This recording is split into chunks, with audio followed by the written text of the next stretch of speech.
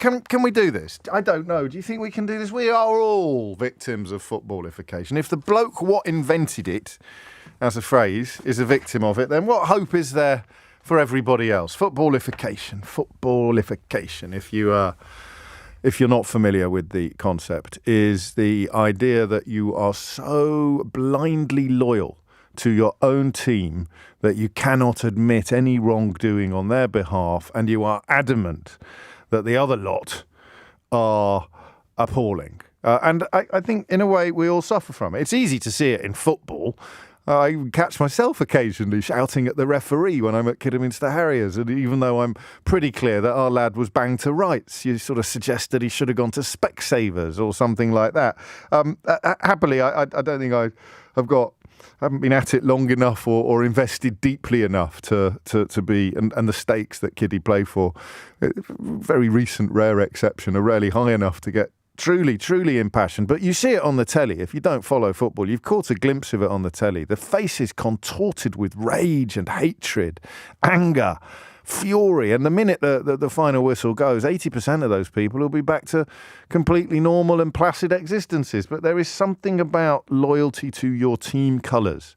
I suppose I'm possibly over-egging this particular pudding, but hey-ho, I haven't been on air for 3 days. It's like I get a backup of verbiage. It's how wars happen, isn't it? What are you going to go and risk your life for?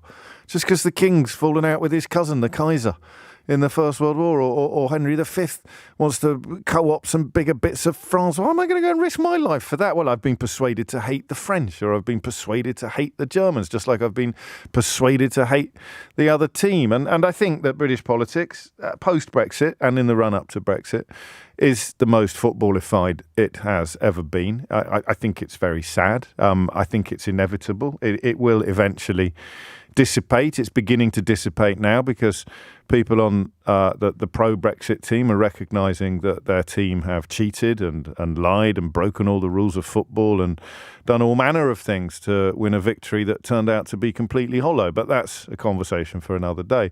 The conversation for today is about the footballification of party politics and a particularly cultish character called Boris Johnson, and whether or not we can de-footballify that.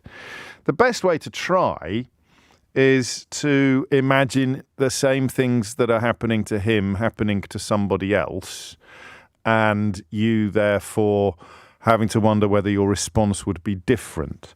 We are talking about the fact that the government today has until 4 p.m. to hand over Boris Johnson's unredacted WhatsApp messages and diary entries to the COVID inquiry. It doesn't start for 2 weeks. Johnson will be among those giving evidence. They've been given his messages, but with many parts blanked out. The inquiry insists that failing to release the unredacted material would be a criminal offence. I presume, and I'm open to correction on this, that is because it is a judicial... It's not a judicial... Well, anyway, Baroness Hallett, who's chairing the COVID inquiry, is adamant that it would be a criminal offence not to supply discussions between the Prime Minister and his advisers about all manner of issues. It started on the Sarah Everard story. You remember that the protests following the murder of Sarah Everard, that was redacted, conversations between the Prime Minister and his advisers about that, but they've now been unredacted. And as Baroness Hallett says, it was not a promising start. So it looks like ministers are not going to provide the unredacted message, or the Cabinet Office is not going to provide the unredacted messages, and the inquiry remains adamant that this would be a criminal matter. As we have seen, of course, Boris Johnson and his closest advisers think nothing of breaking laws. They do it as casually as the rest of us have breakfast. So quite where this leads us, I do not know. I genuinely do not know. The footballification is this. The footballification is this. I really want to have a conversation, and I'm going to redact myself, I think, in the first instance. I really want to have a conversation about the issue and not the individual.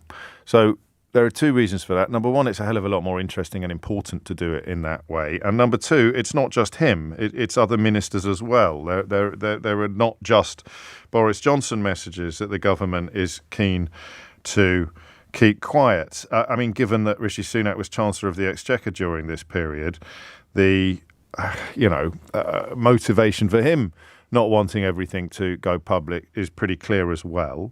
There's a lovely paragraph in the Times. It says, although Mr. Johnson's reputation is beyond salvaging, an unredacted release of ministerial chat may yet send others to the scrapyard. A trawl of the thousands of messages flying between him and some 40 of his lieutenants, including the current Prime Minister, the former Prime Minister, Liz Truss, and Simon Case, the Cabinet Secretary, over a period of 2 years, is unlikely to leave everyone unscathed.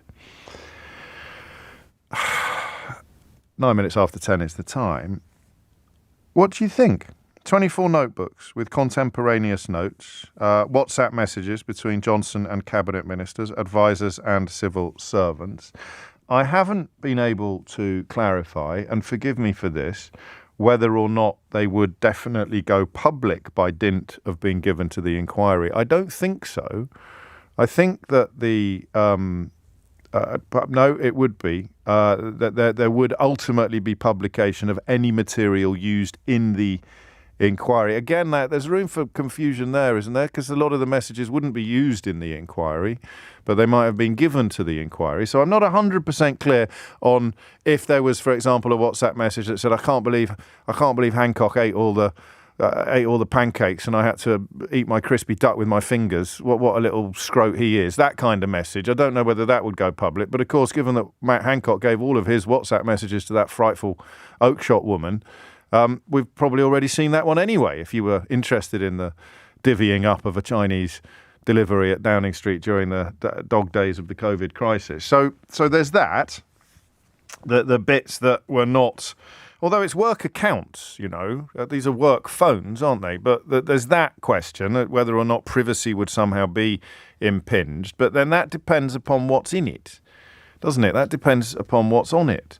So this is the bit I am really intrigued by. And I am conscious of the fact that people died during this period of time. And my initial reaction to that is they have every right to know everything that was being passed between the people in charge of our response to COVID-19, a response that many people believe would have seen considerably fewer deaths if it had been a little quicker, for example, in the very first instance, or a little more consistent throughout. And seeing those messages, would I imagine, and you're listening to the programme as someone who lost someone and wonders whether you had to, whether it was truly inevitable, your views on this will be particularly interesting. But I think everybody's views are interesting because we've all got some degree of skin in the game.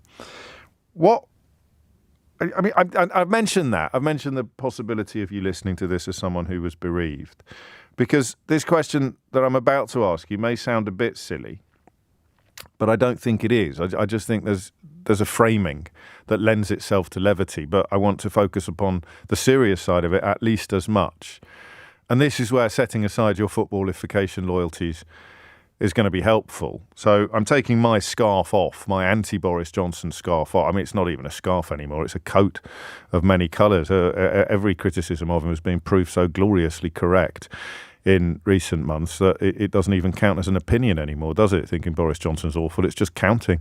But I'm taking it off because I can't currently see the problem unless you can tell me what's going to be in it that will make me think, oh yeah, no, that shouldn't be published or shouldn't even be supplied to the COVID inquiry. So, genuine question, what could be in these messages that would make the government, and Boris Johnson in particular now, not part of government, so would make Boris Johnson and members of the current government so desperate for the messages not to see the light of day?